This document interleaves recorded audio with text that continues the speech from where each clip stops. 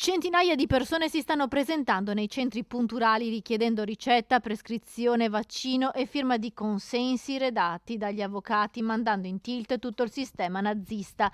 Il messaggio circolato sul canale ufficiale del movimento Veneto No Green Pass inizia così e prosegue con le dettagliate istruzioni da mettere in campo per rendere difficile il lavoro degli operatori dei centri vaccinali. Dalle manifestazioni di piazza, ora possibili solo in forma statica, ad azioni mirate per boicottare la campagna vaccinale.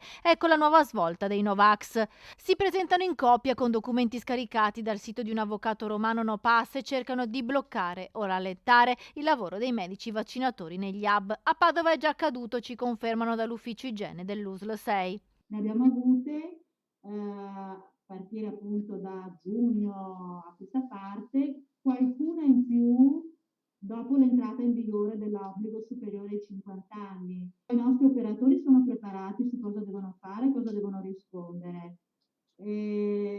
Insomma, questa è un po' la situazione. Sì, qualcuno ha anche chiamato le forze dell'ordine, questo è vero. In qualche caso sono arrivati anche i carabinieri chiamati dagli stessi Novax. Se l'insistenza si protrae, per chi cerca di bloccare le vaccinazioni si può anche profilare l'ipotesi di denuncia per interruzione di pubblico servizio, ma ad oggi non è ancora successo, visto che, come dice l'USL Eugania, i medici padovani sono addestrati a rispondere in fretta e ad allontanare i no pass per non creare code tra chi invece si vuole vaccinare. Non possono interrompere un pubblico servizio perché non si può tenere una linea bloccata per 1 o 2 ore. Per cui per adesso non è successo, poi se ne sono sempre andati via, quindi non abbiamo più avuto modo di proseguire nelle varie denunce.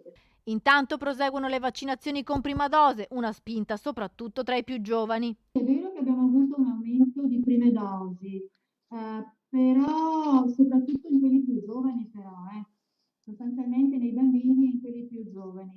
Quelli dei 50 anni un pochino meno, ci aspettavamo qualche cosa di più, insomma, però insomma, sicuramente c'è un aumento, però dovrebbe essere un pochino di più. Già il 23% dei piccoli tra i 5 e gli 11 anni è vaccinato. Sabato e domenica nuova Open Day ad accesso libero per la vaccinazione dei bambini.